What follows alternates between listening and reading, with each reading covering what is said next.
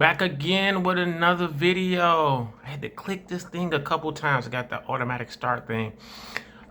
This is the good therapist. I'm the good therapist, but I am not your therapist. So any videos that I do, they're for educational purposes. Okay, so today I got a goodie. I got a goodie for y'all. I'm actually excited about this one, and I know y'all going to be excited about this one too, because this is the topic for the last several years y'all have been talking about online, and everybody seems to get diagnosed with this diagnosis. All right, so today we're going to talk about narcissistic personality disorder from the DSM-5 code 301.81. Okay, so over the last several years I've just heard so much about this person is a narcissist. So listen, when it comes to personality disorders and it comes to diagnosis itself, please get diagnosed or be diagnosed by a professional therapist, psychiatrist, someone in the mental health field that's a licensed individual. And I say that because sometimes when we assign diagnosis, a lot of socially stigmas and those things come up with this. And so a lot of times when we're interacting with people, it's easy to look at the symptoms and then say this is what a person is. So just to start, like I said, this is for educational purposes.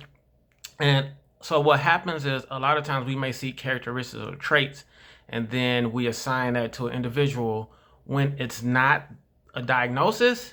It's just maybe a person socially is a certain way, or they just ain't dealing with us, right? So, for example, we talk about narcissistic personality disorder. One of the symptoms, it may be a lack of empathy, right? And so a lot of people will say, well, this person is a narcissist because they don't have empathy. No, they may not have empathy for you because they don't like you individually because of the interaction, all right? So it's easy to say someone is self-absorbed because they don't do what you want them to do. They're just doing what's best for them, right? So that doesn't make them a narcissist, right? So when we talk about personality disorders and diagnosis, it's a long, it's a history, and there's more information that needs to go with this to get this diagnosis and to get other diagnoses too. And so that's why when you go to a mental health professional, you do a biopsychosocial. So, the history of mental health, anything, information on medical, socially. So all those things plays a part in, having or meeting the criteria for diagnosis and then personality disorder. So let's look at this because this is one that a lot of people talk about. And so that way, I'm really hoping that people could listen to this and then kind of extrapolate what they need from this, and that they're not just assigning this to everyone, because I believe this way becomes dangerous. Okay. All right. So we talk about narcissistic personality disorder. NPD is a cluster B personality disorder. It's considered to be one of the least identified personality disorders. So this is from research. Okay. And so if this is considered to be one of the least identified personality disorders, how in the hell everybody online is calling people narcissists? So something ain't adding up, right? And so that's why I'm saying people are looking at the symptoms, or they're looking at criteria, and then they're saying, oh, this is what a person is, right? And so we have to be careful of that. So now NPD appears to be more widespread in males, so you'll usually see this in male. Certain diagnoses may be prevalent in one gender more than another, right? So we look at something like NPD is more prevalent for males, and if we look at something like histrionic personality disorder, it's more prevalent in women or females.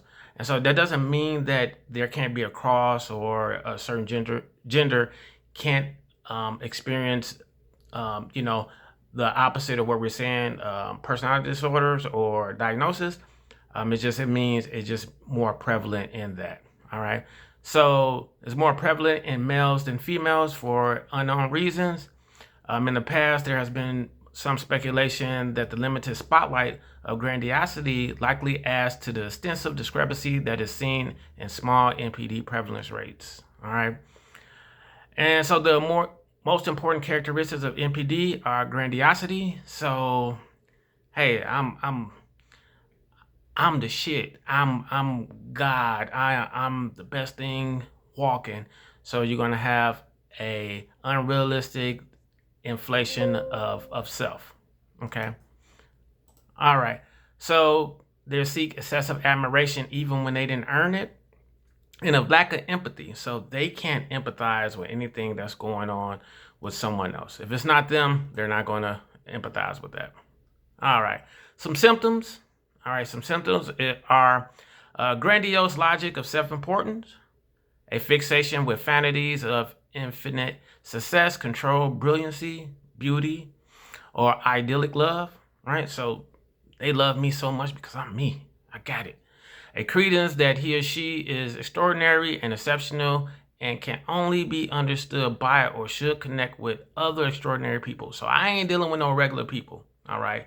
I only deal with the top of the top, right? So, hey, it's one of those things to where I don't deal with regular people. I only deal with the best. That's not realistic, right? Because we all deal with some type of mediocrity or just regular people at times, right? A desire for unwarranted admiration. So I didn't do anything to earn this. I just deserve it. I just deserve it. Just give it to me because I'm me. All right. Let's see. A sense of entitlement. So I deserve whatever it is I want because I'm just me. I just deserve it, right? I know no ideal of working for it. No thought of I need to work toward it or to put into whatever. I just deserve it, right? Interpersonally oppressive behavior. So I may belittle the person because it's going to up me, right? And so that's one of the things to where, hey, you're below me, all right? Because I'm the greatest thing since sliced bread, all right? No form of empathy, and I can't really feel what you feel. I can't relate to what you relate to. I can only relate to myself and what I'm doing. Okay. And guess what? I don't even care about it either. That's the kicker with that. Resentment of others or a conviction that others are resentful of him or her. All right. So I'm just doing the best. I'm the greatest. Yeah, they hating on me. They jealous of me. Right. And this comes with no proof. Right. Or I may even resent other people because guess what? You're low, you're down there, you're not on my level. Right. So it's this thought of superiority in an individual who is experiencing this. A display of egotistical and conceited behaviors or attitude. It don't matter if I'm a hot 4 on a scale of 1 to 10. I think I'm a 10.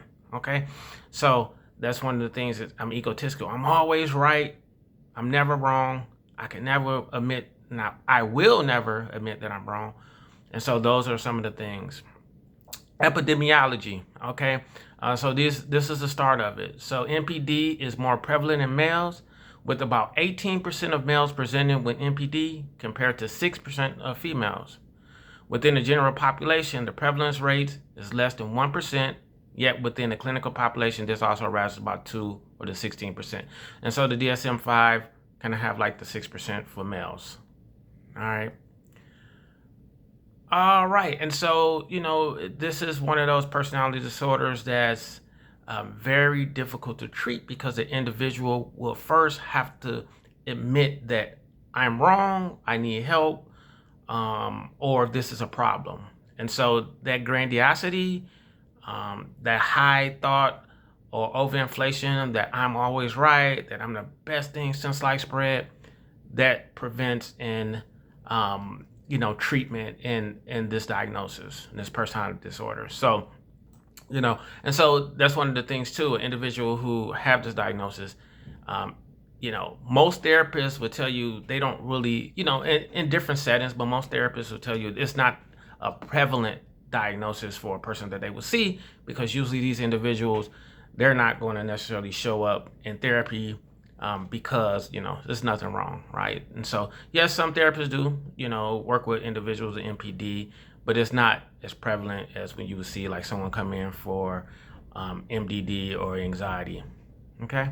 All right. If y'all like this video, like, share, subscribe, hit that heart button, hit that like button, hit that subscribe button, and I'm out. Peace.